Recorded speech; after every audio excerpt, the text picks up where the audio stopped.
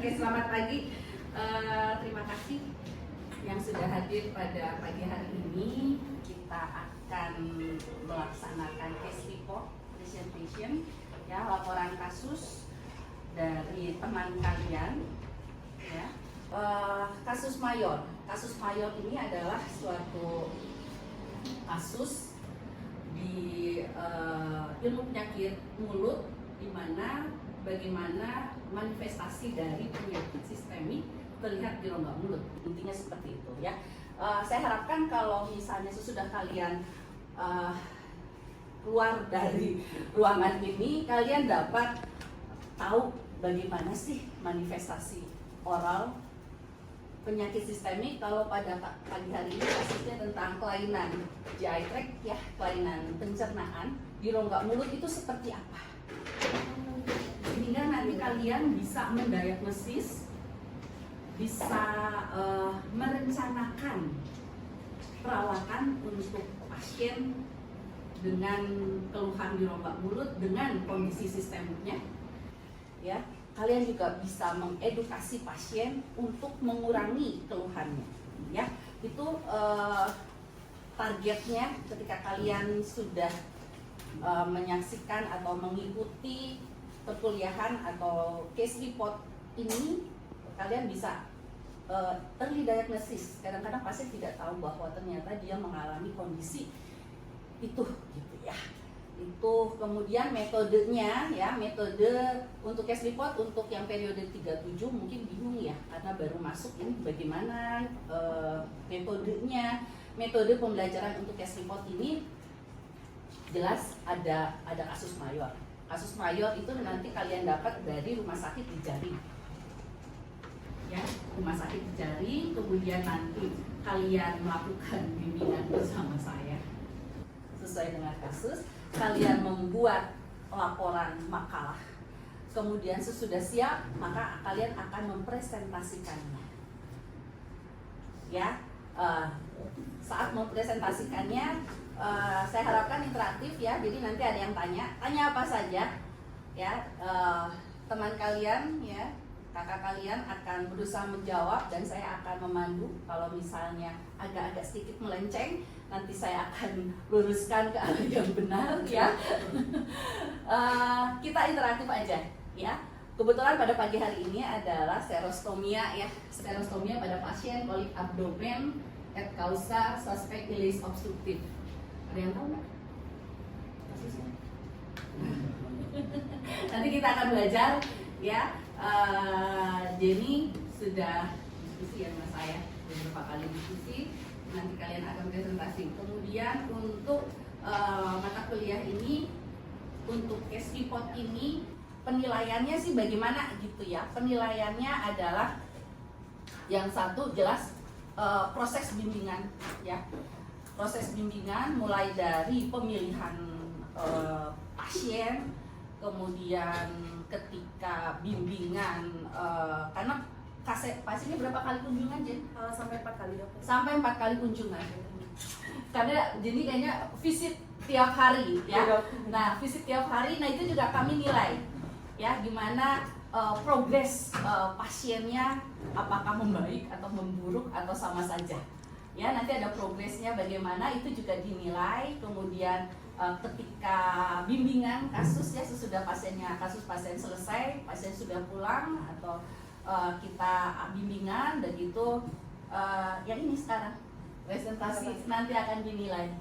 Satu lagi kehadiran, ya. Kehadiran kalian sebagai presenter case report juga akan dinilai secara kelompok, ya. Nanti ada tim dosen, kan, ya. Jadi kalau tidak salah requirement-nya ada berapa, 10 atau berapa, masing-masing dosen harus ada, dan masing-masing dosen akan memberi nilai, ya. Kemudian ada presentasinya, jelas presentase sebagai presenter lebih besar, ya. Oke, mungkin itu aja untuk mempersingkat waktu. Silahkan, Jun. Terima kasih, dokter. Saya ambil yang ya. Selamat pagi, dokter, kakak, dan teman-teman. Perkenalkan, saya Jenny Nitri dengan RP 229 Mas 02. Izin untuk mempresentasikan menyaksikan case report dengan judul kondisi serostomia pada pasien kolik abdomen atau suspek ileus obstruktif. Untuk pendahuluannya, jadi serostomia ini merupakan keluhan yang subjektif dengan kondisi lubus kering yang merupakan keluhan yang umum yang sering dikaitkan dengan penurunan produksi saliva diakibatkan dari bisa jadi 3 faktor seperti dehidrasi, efek samping penggunaan obat-obatan, serta adanya penyakit sistemik. Untuk pengertian dari ileus obstruktif sendiri adalah obstruksi yang terjadi pada usus secara mekanis serta terjadi ketika terdapat hambatan fisik yang menghalangi pergerakan normal dari isi usus. Dan biasanya sumbatan ini dapat bersifat parsial atau total dan dapat terjadi di usus halus maupun usus besar.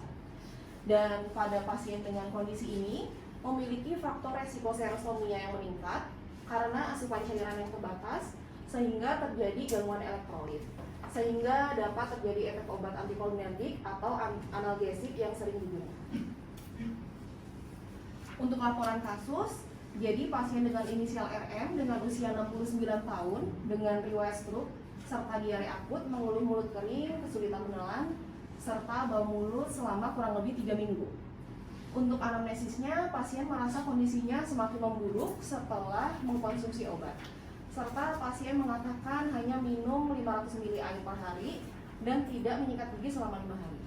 Untuk TTV-nya sendiri, keadaannya sekompos mentis, tensinya 122/77, untuk nadinya 113 kali per menit, respirasi 20 kali per menit. Untuk suhunya sendiri 36 derajat Celcius.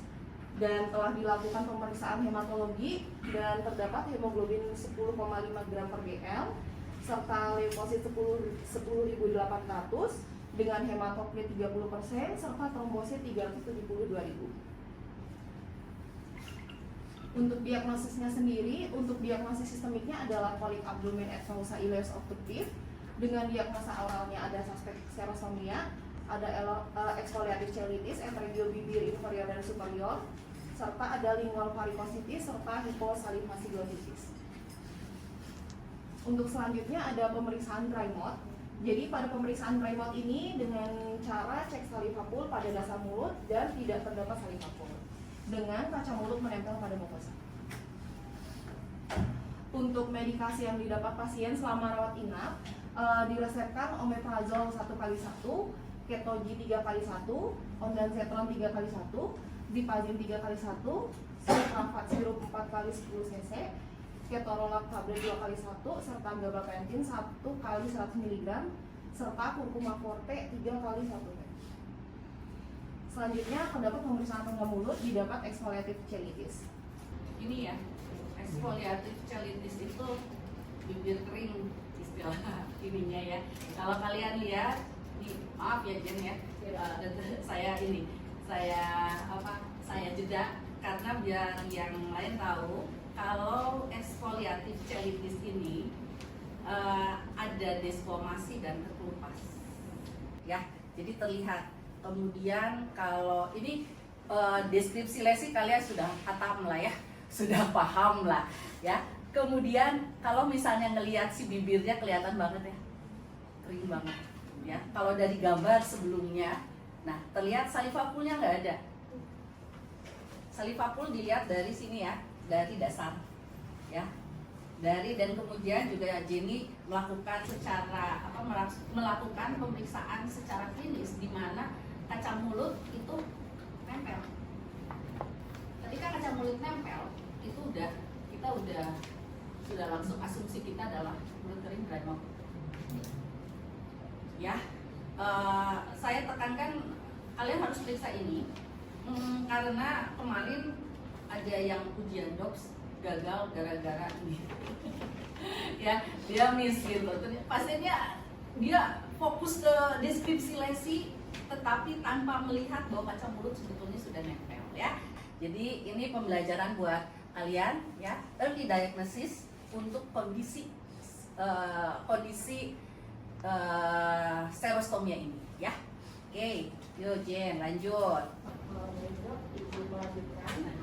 Jadi untuk hari pertama dan hari kedua ini sebenarnya pasien tidak ada perubahan yang signifikan karena pasien tidak mengikuti instruksi sehingga OH-nya didapat sangat buruk dengan kondisi bibir pasien masih terdapat eksponat gingivitis dengan tisu, desquamasi, dan erosi yang positif. Kemudian untuk lingualnya terdapat lingual varikositis serta hiposalivasi glottitis dengan terdapat lobul berwarna kemerahan. Serta untuk gingivanya adalah edem, dan pada hari ketiga terdapat perubahan pasien. Jadi sehingga pasien ini merasa rongga mulutnya lebih segar serta mulut tidak terlalu kering karena pasien mengikuti instruksi dengan membersihkan rongga mulut menggunakan kasa steril serta mengkonsumsi air mineral yang cukup serta menggunakan pelembab bibir dan berkumur menggunakan povidone iodin 1%. Nah, berikut ini terdapat gambaran keadaan mukosa oral pasien setelah mengikuti instruksi. Ya, bisa terlihat kalau saya lihat sih masih kering, ya. Tetapi jelas lebih baik dibanding pas awal. Dilihat dari mana celitisnya. Kalian lihat bibirnya lebih lembab, ya. Mungkin ini salivapulnya tidak terfoto ya. Ada mungkin ya salivapul, walaupun lidah terlihat masih kering. Ya, lidah terlihat masih kering, tetapi kayaknya kaca mulut ini tangan coba ini ya, apakah nempel atau enggak ya. Nah ini kayaknya nempel nggak? Agak sedikit nempel, tetapi nggak sekering yang pertama. Ya, jadi dalam 3 kali kunjungan 3 hari ya, dengan edukasi yang baik pada pasien, boleh dibilang keluhan kekeringan di rongga mulut dapat diatasi, ya. Ini yang tujuannya kita diskusi, kita case report itu supaya Jenny membagikan, nah ini loh, saya menemukan ini, penata laksananya seperti ini, hasilnya seperti ini, gitu ya. Jadi kita sharing lah ya, nanti adik-adik yang periode 37 diharapkan ketika disertifikasi ya, nanti saya bimbing pasti ya, saya bimbing sehingga bisa presentasi seperti kakak kalian jadi ya. Oke, ini membaik ya, walaupun kalian lihat ini ada NGT ya. Ya, pasiennya itu pakai makannya NGT. Tahu nggak NGT apa? Nggak tahu, dia kasih tahu. Jadi selang yang membantu untuk makan pasien karena posisinya pasien mau operasi sama setelah operasi. Jadi ada kesulitan. Jadi pasiennya mau operasi nih, terus ada keluhan di rongga mulut, kita biarin aja? Jelas enggak? Ya, jelas tidak. Oke, yuk kita lanjut. Baik dok, izin melanjutkan.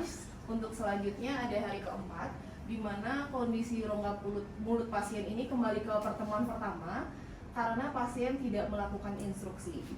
Jadi pasien ini baru saja melakukan operasi ileus obstruktif sehingga masih dalam keadaan puasa dan tidak mengikuti instruksi karena proses pemulihan. Nah, jadi ketika oral hygiene instruction-nya tidak dilaksanakan, kondisinya akan balik ke semula. The power of education. Jadi kalau saya ketika kalian preklinik dan klinik juga, docs dan segala macam, selalu dan sangat selalu mengedepankan komunikasi, informasi, edukasi ke pasien. Betapa pentingnya edukasi itu. Ya, ini salah satu contoh kasus kalau misalnya edukasinya nggak jalan oleh pasien, ya keluhan akan balik lagi. Ya, tugas kita sebagai tenaga kesehatan ya, dokter gigi, untuk bisa mengedukasi gimana caranya pasien nurut gitu ya, walaupun sulit, memang sulit, tapi kita nggak boleh, edukasi nggak bisa sekali, harus berkali-kali ya. Oke, yuk berikutnya ini pembahasan nggak usah ya. Nah, ini pembahasan jadi udah buat secara ringkasnya seperti ini ya, silakan. Jadi untuk ileus obstruktif sudah saya buat bagannya secara singkat. Jadi ileus obstruktif ini seperti yang dijelaskan di awal merupakan penyumbatan atau obstruksi pada usus. Dan ketika ileus obstruktif ini terjadi, maka terjadi penghambatan atau terganggunya aliran makanan serta cairan pada usus, otomatis terjadi dehidrasi. Setelah terjadi dehidrasi, otomatis produksi saliva pun juga akan menurun sehingga terjadilah serostomia atau mulut kering. Nah, untuk selanjutnya, Jadi pada pasien ileus obstruktif ini diberikan gabapentin serta zipazim untuk ileusnya. Jadi ileus obstruktif sendiri tadi sudah dijelaskan merupakan gangguan absorpsi nutrisi dan elektrolit sehingga terjadi dehidrasi secara sistemik, lalu terjadi penurunan saliva sehingga terjadi serosomia. Untuk selanjutnya diberikan obat gabapentin. Ternyata si obat gabapentin ini memiliki suatu aktivitas yang menyebabkan penurunan aktivitas parasimpatis yang mengganggu stimulasi kelenjar ludah sehingga sekresi kelenjar saliva pun juga ikut menurun sehingga terjadi serostomia. Dan selanjutnya ada obat sifazim. Dia itu untuk mengobati si ileusnya, tapi ternyata ada penghambatan produksi saliva juga dan terjadi perubahan komposisi air liur sehingga terjadi serostomia. Nah, dari ketiga itu tadi dapat disimpulkan menyebabkan karies gigi serta infeksi jamur pada rongga mulut sehingga gangguan nutrisi akibat kesulitan mengunyah dan demam. Ya, ini akibat dari serostomia. Jadi kalau kalian melihat rakep tadi ya, saya back ya,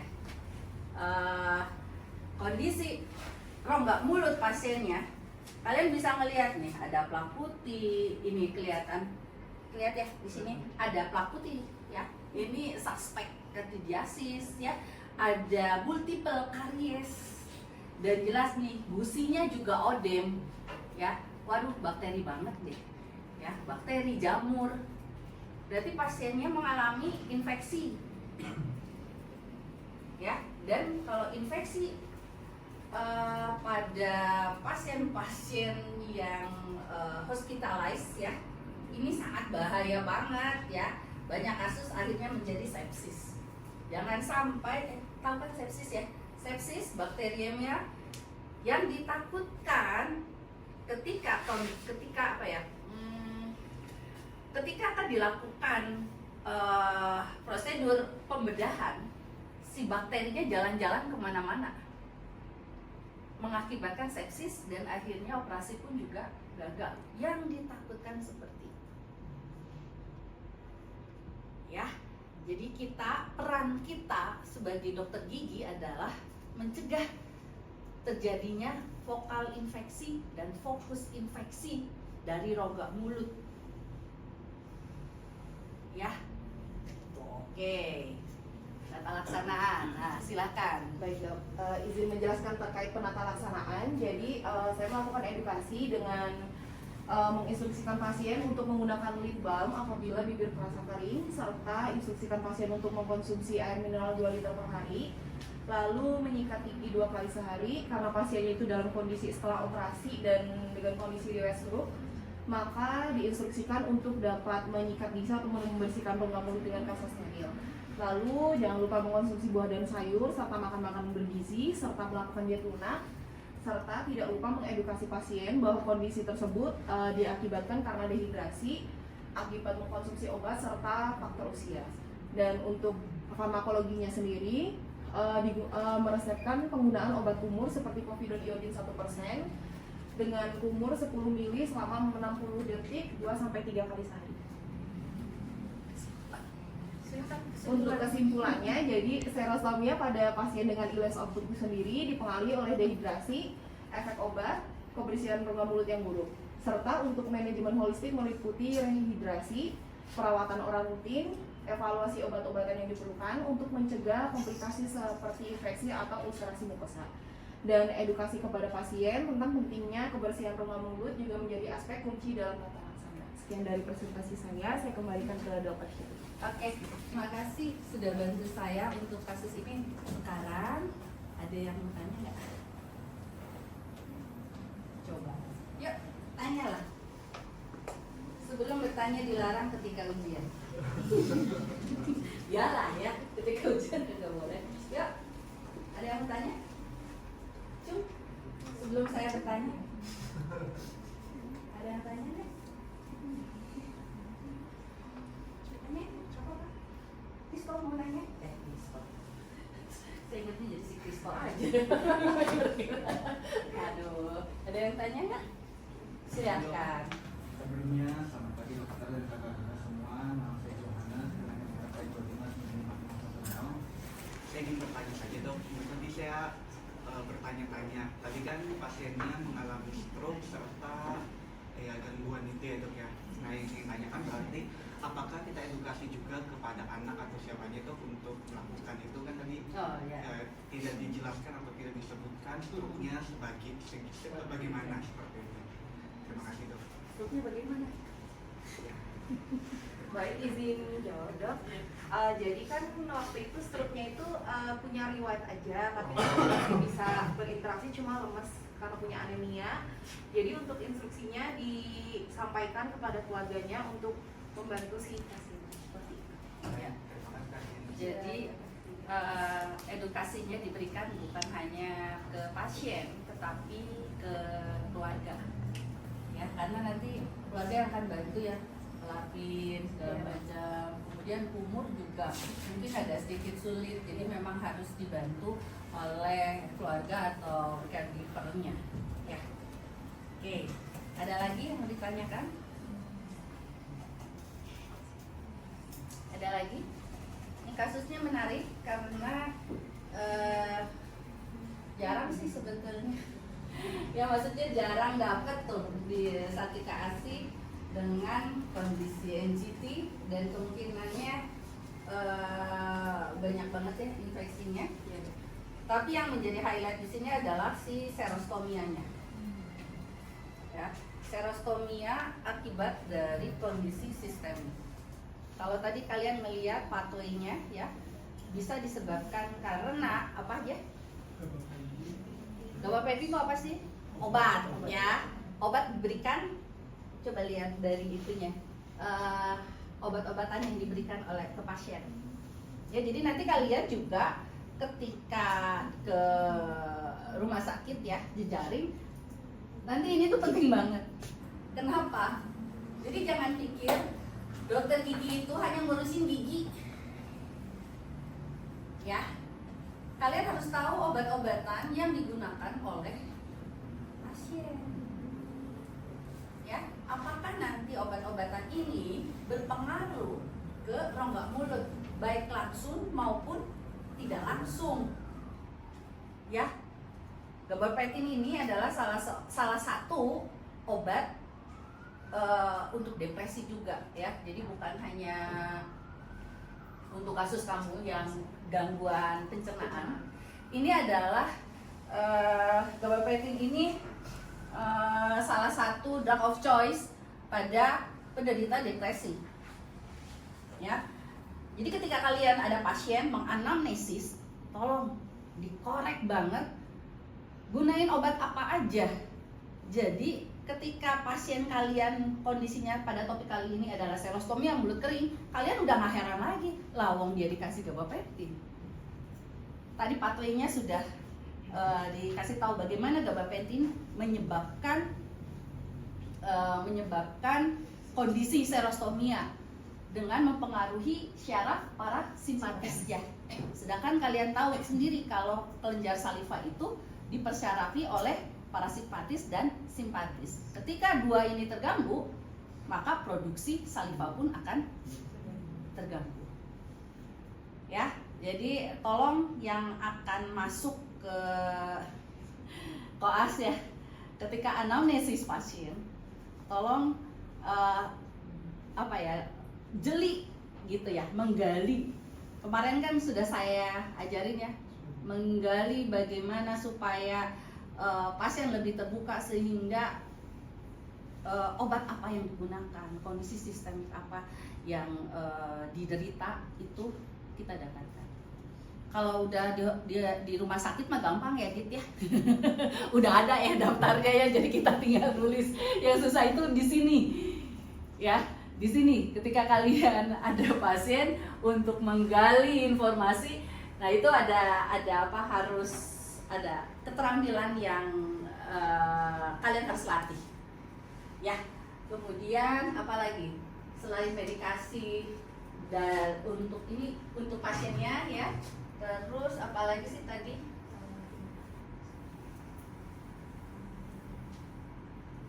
pathway-nya. Jadi nanti kalian harus bikin kayak gini ya, semua yang case report harus bikin pathway sehingga kalian tahu patofisiologisnya obat ini menyebabkan kondisi rongga mulut apa, kondisi pasien yang penyakit sistemik patofisiologisnya bagaimana, jadi supaya kalian ngerti. Kayak yang dibuat ini hasil diskusi ya, Ya dok. berapa kali sampai puyeng, sampai puyeng. Semua yang diskusi sama saya pasti saya minta untuk membuat pathway sehingga ketika kalian mengedukasi, kalian bisa ke pasien itu ngejelasin. Tadi kan sudah dikasih tahu ke ininya bahwa penyebab dari kondisi ini adalah ini, dan ini, misalnya, ya. Sehingga apa yang harus dilakukan? Harus dilakukan ini, gitu. Ya. Ada lagi? Ada lagi pertanyaan? Oke, kalau nggak ada lagi pertanyaan, oh ada Regina, yuk. Dokter, terima kasih. Saya Regina izin bertanya, kalau dari obat lain selain yang udah dijelasin kayak gabapentin sama zepazim ini, ada lagi nggak obat yang bisa mempengaruhi produksi salivanya dok, atau yang bisa menyebabkan serostomia? Yuk, lihatin obat-obatan. Makasih, pertanyaan yang bagus. Nah ini, silakan.